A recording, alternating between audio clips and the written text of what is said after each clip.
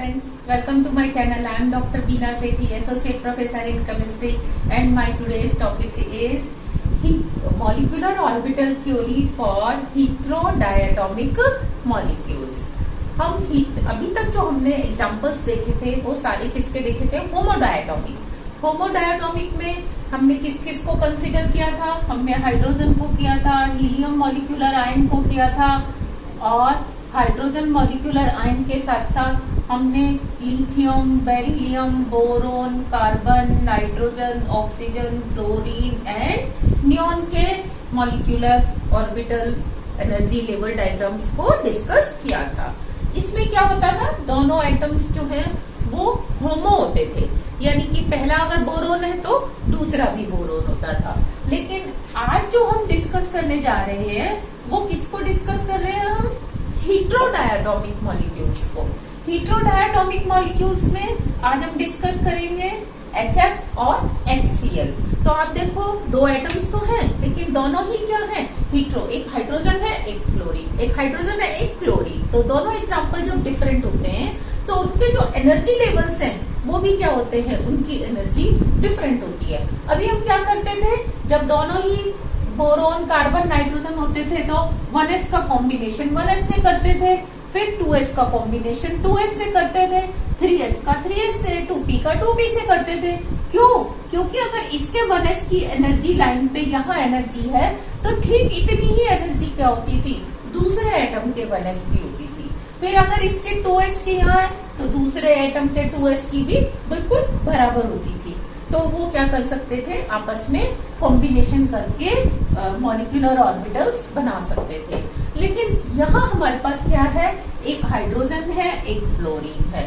तो इन दोनों ही केसेस में हम क्या देखते हैं? अगर हाइड्रोजन के 1s की एनर्जी यहाँ है, ये एनर्जी लाइन है, ये 1s ऑर्बिटल की एनर्जी है, तो फ्लोरीन के 1s की एनर्जी इसके सामने नहीं होती। तो फिर अब क्या करें? जब इसके सामने नहीं होती तो दे कांट डू कॉम्बिनेशन। अब उनमें कॉम्बिनेशन नहीं हो सकता। तो हम क्या देखते हैं कि इसके जो 1s की एनर्जी है वो यहाँ पे है। ऐसा क्यों होता है? क्योंकि जिस एटम की जितनी ज्यादा इलेक्ट्रॉन नेगेटिविटी होती है उसके ऑर्बिटल्स उतने ज्यादा अंदर की तरफ होते हैं, उनकी एनर्जी, उनको ज्यादा न्यूक्लियस का अट्रैक्शन मिलता है और वो एनर्जी वाइज उतने ही ज्यादा नीचे होते हैं। तो देखो हाइड्रोजन की नेगेटिविटी 2.1 थी, फ्लोरीन की नेगेटिविटी 4 थी, तो यहाँ इसकी 1s की एनर्जी और इसके 1s की एनर्जी यहाँ। तो चाहे इनकी सेम सिमेट्री हो लेकिन इनकी एनर्जी में इतना गैप है तो दे कांट डू कॉम्बिनेशन। इसका कॉम्बिनेशन इससे नहीं हो सकता। तो अब हम देखते हैं 2s। तो इसके 2s की एनर्जी भी क्या है? इसके कंपैरिजन में काफी नीचे है। ये हाई एनर्जी का है, ये लो एनर्जी का है, तो इसकी भी नहीं हो सकती। तो अब हम देखते हैं फिर 2p। इसका कॉन्फ़िगरेशन है 2p5। तो ये 2p5 है, तो हम देखते हैं 2p5 की एनर्जी भी लेस देन क्या है? 1s की एनर्जी ऑफ हाइड्रोजन। इसकी एनर्जी से कम है। तो अब ये 3 ऑर्बिटल हैं, लेकिन फिर भी प्रोबेबली मतलब थोड़ा सा तो क्या है, एक रेंज में है, बराबर है, इतना गैप नहीं है, थोड़ा सा कम ज्यादा है। तो इसीलिए ये तीनों की तीनों इससे क्या करते हैं? कॉम्बिनेशन करते हैं। अब देखो 3 p ऑर्बिटल कैसे होते हैं? ये एक अगर Z है तो ये वाला क्या होगा? X, और ये क्या होगा? Y। तो इस तरीके से तीनों एक दूसरे के क्या होते हैं? परपेंडिकुलर होते हैं। लेकिन अगर मैंने यहाँ हाइड्रोजन लिया, ये स्पेरिकल हाइड्रोजन, तो अब देखो एक ऑर्बिटल तो इसके साथ ऐसे आएगा आमने सामने से, दूसरा ऐसे आएगा, तीसरा ऐसे आएगा, यही होगा। तो अब मैं आपको एक एक की वो दिखाती हूँ कॉम्बिनेशन कैसे होगा। ये अगर प्लस सिमेट्री है तो ये प्लस और ये माइनस भी हो सकता है, और ये माइनस और ये प्लस भी हो सकता है। तो इन दोनों का कॉम्बिनेशन अलग तरीके से होगा। ये देखो अगर ये प्लस प्लस पास पास आए तो क्या होगा? ये बनेगा सिग्मा बॉन्डिंग। ये हम पहले भी LCO स्कीम में इसको डिस्कस कर चुके हैं। दूसरा, अगर ये प्लस और ये माइनस पास पास है, इसका प्लस या इसका माइनस या इसका माइनस इसका प्लस, तो हम क्या देखते हैं? ये बन जाता है सिग्मा एंटी बॉन्डिंग। तो ये तो 2 हो गए कॉम्बिनेशन से, लीनियर एटॉमिक कॉम्बिनेशन से क्या? एक बॉन्डिंग और एक एंटी बॉन्डिंग। लेकिन ये दोनों ऑर्बिटल जो इस तरीके से है, ये स्फेरिकल है तो एक ऐसे आ रहा है और एक ऐसे आ रहा है। इन दोनों का कॉम्बिनेशन कैसे होता है, ध्यान दो, ये प्लस और ये प्लस, ये माइनस, या फिर ये ऊपर माइनस नीचे क्या हो सकता है प्लस। तो इसमें देखो ये हाफ तो हो रहा है बॉन्डिंग, इसके कारण तो स्टेबिलिटी आएगी, और हाफ क्या हो रहा है एंटी बॉन्डिंग, तो अल्टीमेट क्या हो जाता है ये नॉन बॉन्डिंग। तो ये नॉन बॉन्डिंग एमओस बना देते हैं। अब नॉन बॉन्डिंग एमओस की शेप कैसी होती है, नॉन बॉन्डिंग एमओस मीन्स कि उन्होंने बॉन्डिंग में पार्टिसिपेट ही नहीं किया, ना तो फेवर किया ना अपोज किया, तो ये बिल्कुल ऐसे कैसे रहता है, और ये जैसे था बिल्कुल वैसे की वैसे रहता है। नेक्स्ट, ये मैंने अभी आपको इस वाले की पढ़ाई है, और अगर ऐसे वाला होगा तो उसमें भी क्या होगा, अगर ये प्लस है और ये भी प्लस है तो प्लस प्लस आधा तो क्या होगा बॉन्डिंग, और ये प्लस माइनस आधा क्या होगा एंटी बॉन्डिंग। ये बॉन्डिंग होगा प्लस प्लस, और ये प्लस माइनस क्या होगा एंटी बॉन्डिंग। तो अल्टीमेटली फिर वो भी क्या बनने वाला है नॉन बॉन्डिंग। तो हमने देखा we had 3 p orbitals, pz, px, py और 1 s ऑर्बिटल। 4 ऑर्बिटल्स ने लीनियर कॉम्बिनेशन किया और हमें क्या दिए, 4 मॉलिक्यूलर ऑर्बिटल दिए, एक sigma bonding, sigma anti bonding, और ये 2 क्या दिए नॉन बॉन्डिंग। तो अब देखो ये 3 p ऑर्बिटल्स थे, एक s था, इनका कॉम्बिनेशन हुआ और हमें 4 ऑर्बिटल मिले।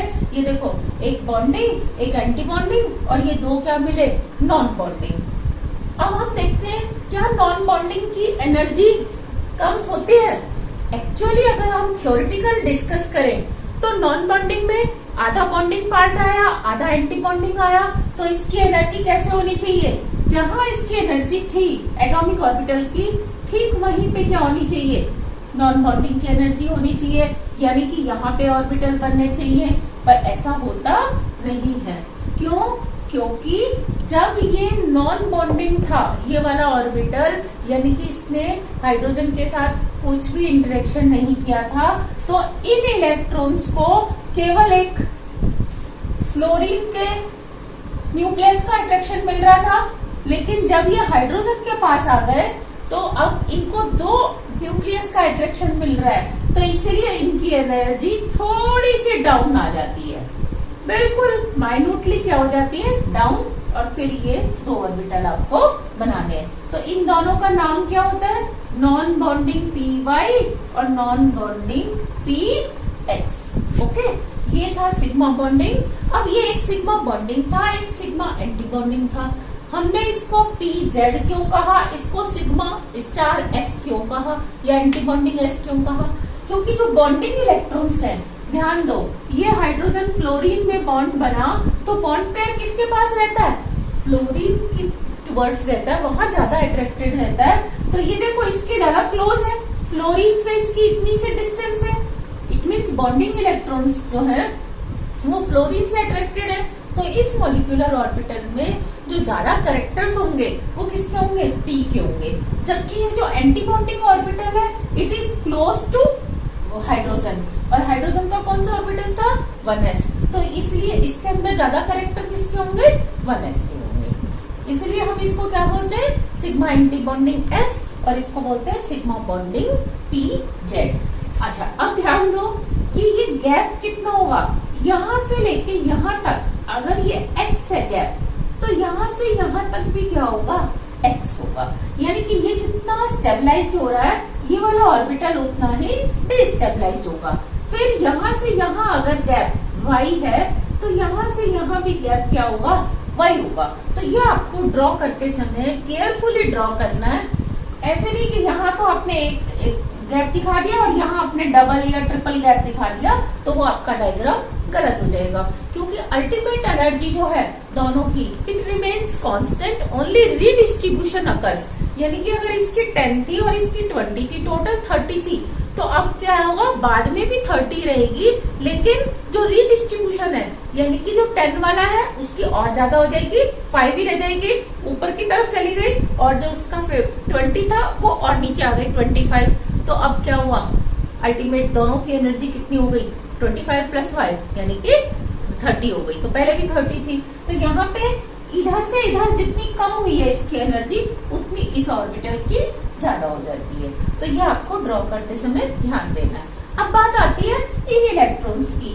तो क्या ये जो इनसाइड वाले इलेक्ट्रॉन्स हैं, इनकी एनर्जी भी उतनी ही रहती है मॉलिक्यूल बनने के बाद? नहीं, इनकी एनर्जी भी थोड़ी सी कम हो जाती है। Why? Because now these electrons are getting attracted by to nucleus, एक हाइड्रोजन का न्यूक्लियस और एक फ्लोरीन का न्यूक्लियस। तो अब देखो, इसका अगर मैं मॉलिक्यूलर ऑर्बिटल पिक्चर डायग्राम बनाऊं तो मैं इसका कैसे बना सकती हूँ कि ये हाइड्रोजन था, ये फ्लोरीन था, ये इसका न्यूक्लियस, ये इसका 1s, ये इसका 2s, ये 2px, ये 2py, एक 2pz।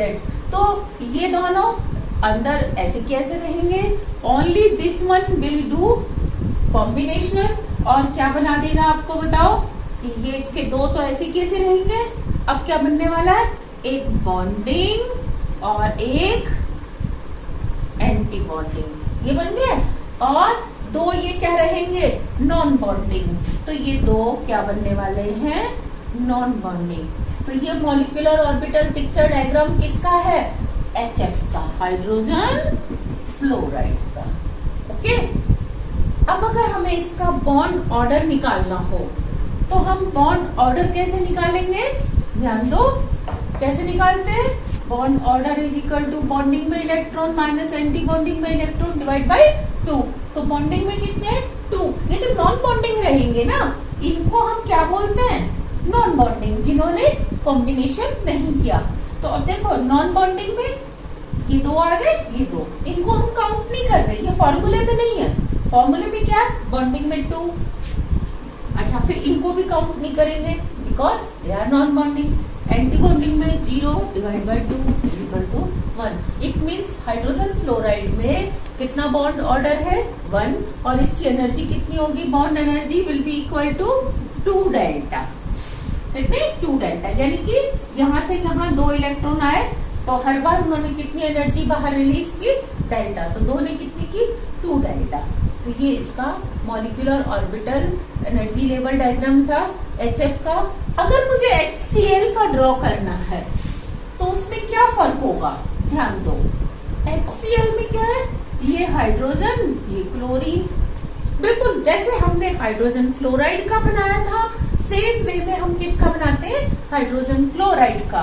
तो ये देखो, ये HF का, HCl का हाइड्रोजन, लेकिन क्लोरीन का, इसके हाइड्रोजन 1s की एनर्जी अगर इधर है तो क्लोरीन का 1s यहाँ होता है, 2s यहाँ होता है, 2p यहाँ होता है, 3s यहाँ होता है। यानी कि इन सभी ऑर्बिटल्स की एनर्जी इसकी एनर्जी से बहुत कम होती है, तो दे कांट डू कॉम्बिनेशन, ये कॉम्बिनेशन नहीं कर सकते। लेकिन अब हम इसको क्या मान लेते हैं? 3p5, 1s2, 2s2, 1s2, 2s2, 2p6, 3s2।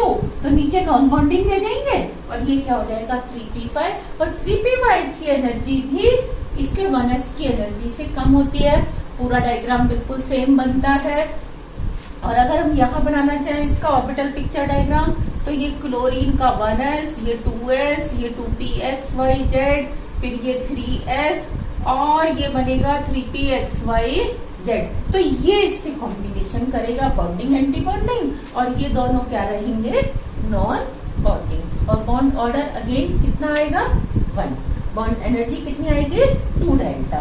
तो this was the molecular orbital energy level diagram for heterodiatomic molecule, क्योंकि दोनों एटम्स क्या हैं?